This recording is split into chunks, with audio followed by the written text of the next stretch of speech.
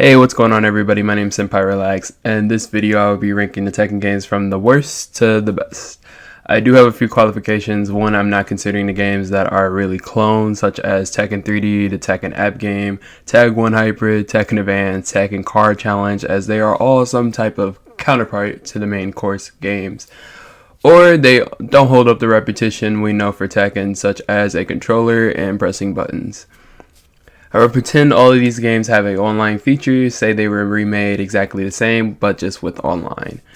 Last and most important, this is my opinion, so we may disagree, and you may think Tekken Revolution is the best game. Cool beans, my guy, but again, this is my opinion, so hold your pitchforks and torches, comment your list down below, and with that being said, let's get right into the top 10. Starting it from the bottom, now we got Tekken 1, it's not much to say about this game, got a low character roster, rounds go by super fast just by doing like 3-4 fucking moves. Only Infinites has highly powerful moves, can't sidestep as much, so yeah, it's really not much to say about that game. Next, we got Tekken 2 at the number 9 spot. I mean, it has infinites, just like Tekken 1, just only infinites, highly powerful moves, can't sidestep. But the thing about Tekken 2, that makes it over Tekken 1. It had better, it had much more characters, and the soundtrack on Tekken 2, in my opinion, was 10 times better than Tekken 1. Tekken 1's music was very boring to me, except like one stage that had this like really lit music to me, but overall, Tekken 2, yeah, you got the number 9 spot. At the number 8 spot, we got Tekken Revolution. Now, this game is I can't blame much because one, it's a free game. It was only on PlayStation 3. In that game, it came out between after Tag 2, I believe, and it removed the bound system because they felt like bounding was giving too much damage. You can have more health or power or something. It was called Vigor, which basically meant that you got into rage more. It was just like, what? So it's just really not it. And then all the characters weren't unlocked because it's a free-to-play game. It did have an arcade mode, and it did introduce some like critical art thing, which was basically like moves looking like they were super dangerous. Like Laws 443 had like a little flashy aura around it. So besides that, Tekken Revolution, in terms of characters, it introduced Eliza. Unrelenting night. Good evening, everyone.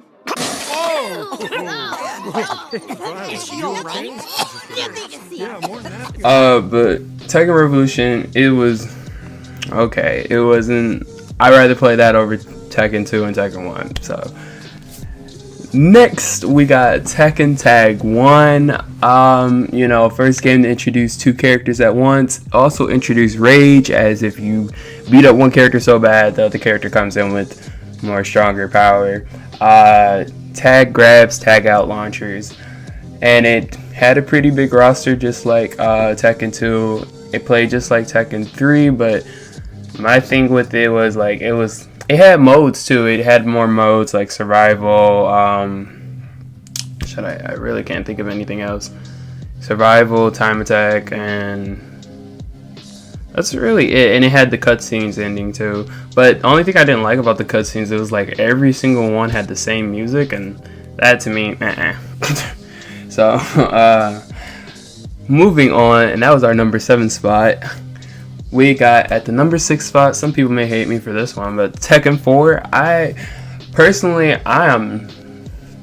Tekken 4 was unique because one, they took a whole different approach. They introduced walls. This is a game that introduced walls.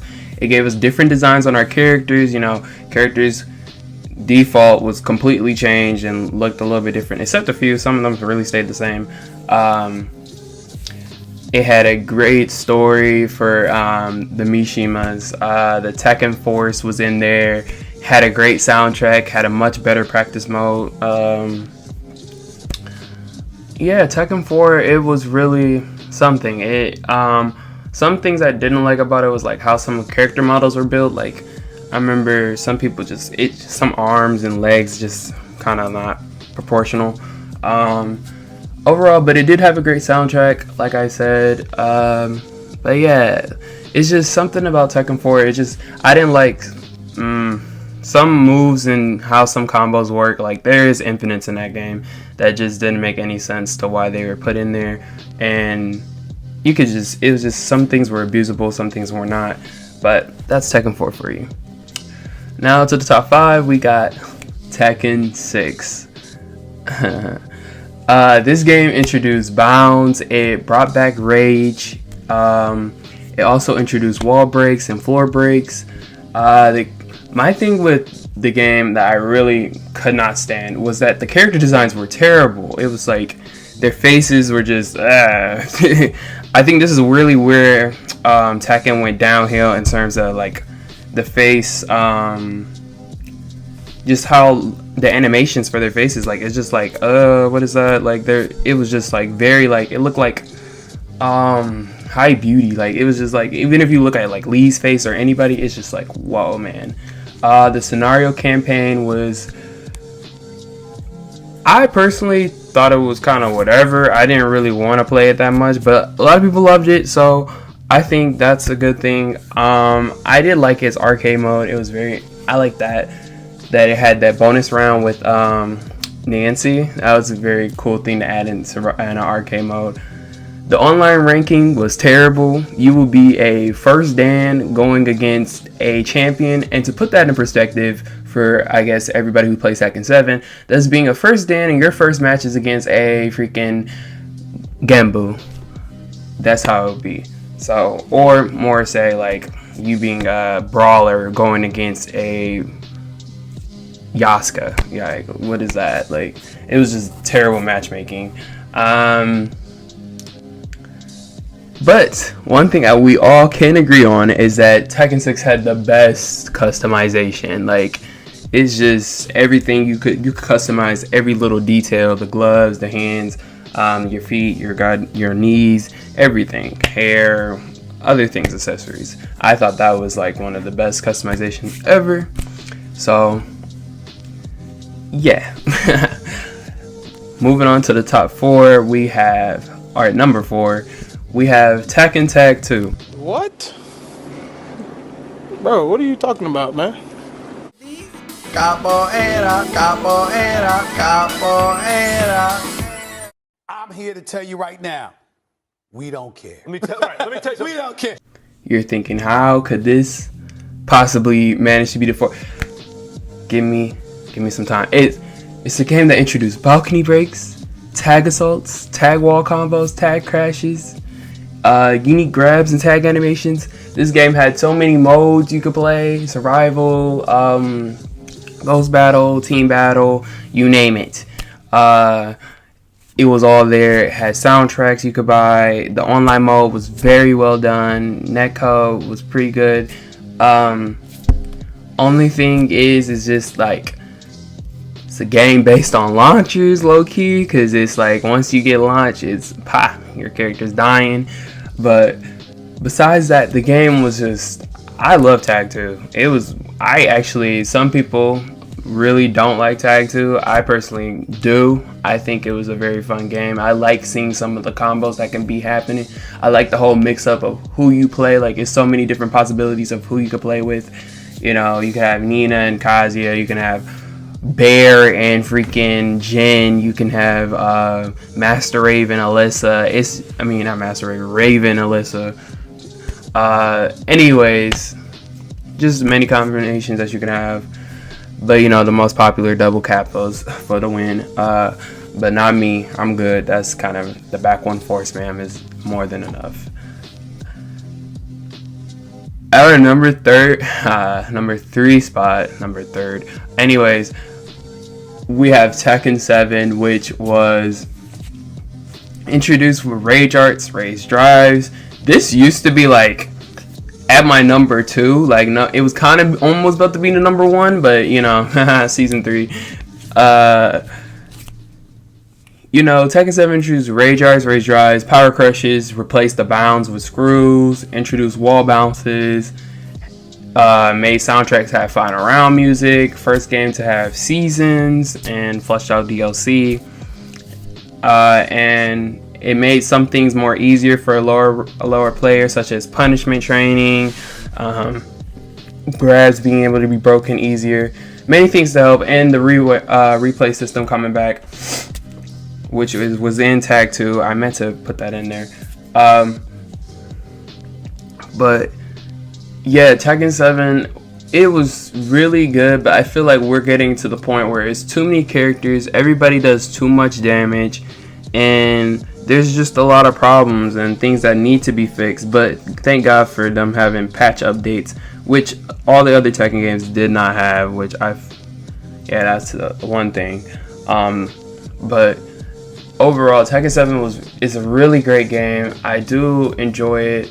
I've been getting back into it, even though I truly do not like Season 3. I don't like it. I never liked it when it first came out. I feel some people got things that they didn't need at all, and it's just coming to that point where I feel like that's why I know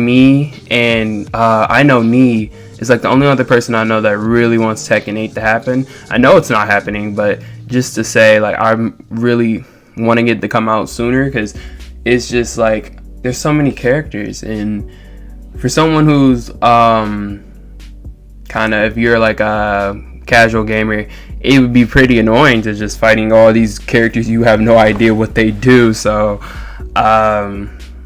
yeah, but I'm not casual, so I do know majority of the cast. But overall, I do think Tekken 7 just needs to add modes. This would definitely boost up the game. Add modes, add better customization. God damn, that customization in that game is shit. It is terrible. It is but besides that, add some modes, add Tekken Ball, dude. Like, speaking of Tekken Ball, we have Tekken 3. Now this game is just iconic, a legacy. Why is this game, it's so old, but why is it so high on the list? Because it's just that good. It's that good. It's one of the games that brought Tekken up to its fame. It's, you know, it introduced sidestepping, it gave us the new faces and younger generation, and the intro when you open the game, good morning, iconic, bro. It's dope. There's just the animation to everything about it. It just brings you in, and having the interesting boss character. I found Ogre very interesting. Like, you know, what the heck is that? Like, mysterious. You know, it's very. And then it's the first game to bring in Tekken 4. It's had a great soundtrack at that. Had Tekken Ball. Had first ever game to have a guest character, which was Gon, some little anime character. Thought he was so. I was like, whoa, what is this guy? Who is this guy? It was just a great game. It's definitely one of my highest, because it's so replayable. It makes you want to play over and over. Finding out that there's alternate costumes and everything, it's just, everything about it is just amazing. It set the foundation for the games we have now. It really did set the pace for all the Tekken games after it. It showed what Tekken should be. Damn, I talked about like that was number one. But the number one to me is Tekken 5. You guys already know Tekken 5 lived up to the promise of Tekken 3 to me. It had amazing stages, great soundtrack. First Tekken to have, when you go through arcade modes, to have cutscenes, you know, show who the characters are connected to. Like, I think on the 4th stage and your 7th stage, you will fight characters that you know. If your character didn't have that many, it would just be the 4th stage. But just like that, you will get to learn more about the characters, you know, build a connection to them and how they interact. DR brought online, and DR had just as good as stages and soundtrack as the Tekken 5 original. It brought in the ghost battles, and, you know, customization for the first time. Team battle was there still, survival, time attack, you know, your core essential modes. Now it did, however, have some, broken things that shouldn't have not been in the game at all. Like, why is this here? But, as in Steve's infinite combo, Nina for one, some of the Brian setups, but nonetheless, Tekken 5 brings me nothing but pure joy and excitement. So leave your thoughts and comments down below. Thank you for watching, and I'll catch you guys later.